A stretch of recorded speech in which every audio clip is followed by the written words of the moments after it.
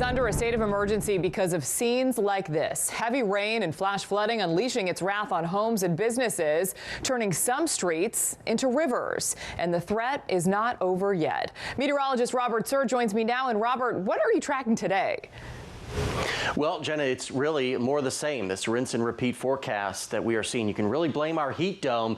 It's forcing all the precipitation up and around it and just steering all of those thunderstorm complexes over the same areas that have seen repeated rounds. And yes, that will include portions of Indiana and Ohio. Yet again today, the greatest flash flood threat is about where we saw it yesterday in that Indianapolis along Interstate 74 down towards Cincinnati corridor. That is a fairly good place for flash flooding, and not surprising. We've got flood watches in effect from central Iowa southeastward all the way into the mountains of West Virginia. And how are the tropics looking?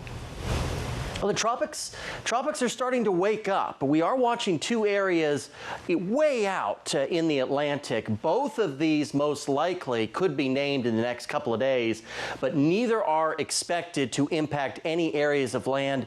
They'll work their way to the east, and then they'll encounter much more hostile upper level conditions that'll really tear them apart. We're also watching a disturbed area in the Pacific that is expected to become a tropical storm and could impact portions of Hawaii as a tropical storm as we get into the weekend. Meteorologist Robert Suhr, thanks so much. As critics